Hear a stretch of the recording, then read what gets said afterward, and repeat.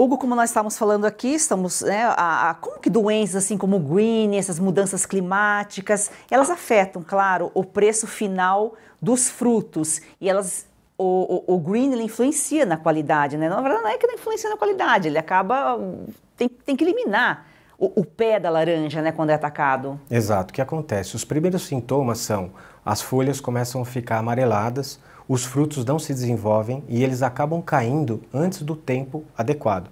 Então assim, se perde o Brix, se perde o Rush, o fruto não tem como ser utilizado. Inclusive se ele for, ele vai contaminar, né, no caso do suco, o produto como um todo. Um fruto contaminado pode desvirtuar o sabor de todo o lote, né? Então tem que ter muito cuidado de fazer o diagnóstico da planta.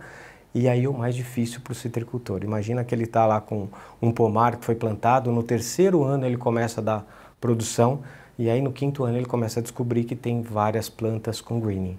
Então assim, deve ser uma situação muito difícil para eles porque você tem que cortar e incinerar. Não existe outra saída.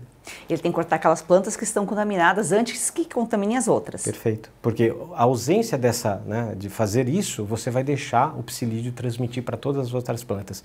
Então, além do fato da sua propriedade, imagina que alguém que está ao seu lado, um citricultor, não cuide adequadamente do seu pomar.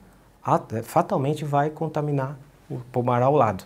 Então, é uma doença que força muito a sociedade a se conversar e que realmente, né, os empresários, as pessoas tomem as decisões adequadas para evitar um colapso e um problema que pode reverberar aí, né, realmente no PIB da região, né?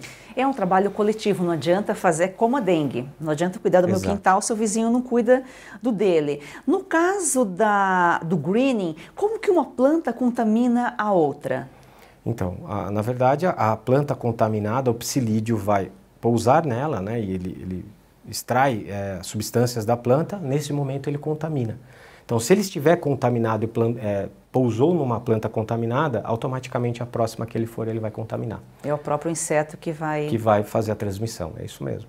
Então, assim, a alternativa é quando você descobre, e às vezes isso pode ser um pouco tardio, né? Porque quanto mais tempo levar para você descobrir o problema, mais tempo vai levar para você cortar e incinerar. E que não existe outra saída, é bem difícil isso, né?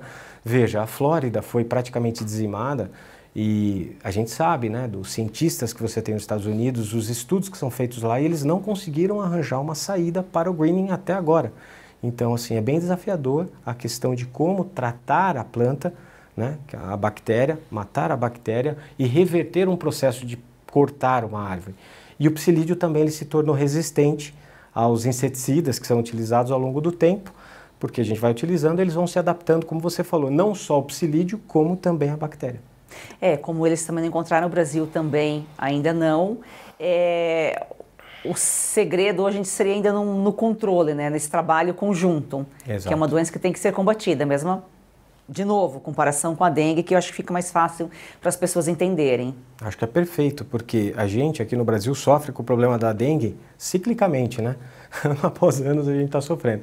Então, o processo do greening não é diferente. Claro que tem um cunho comercial aí, mas se a sociedade não se une para realmente combater isso, nós vamos ter um problema sério. Afinal de contas, o hábito de consumir laranja e suco de laranja é muito forte no país, né? Então, principalmente na região sudeste, é maior ainda. Tá?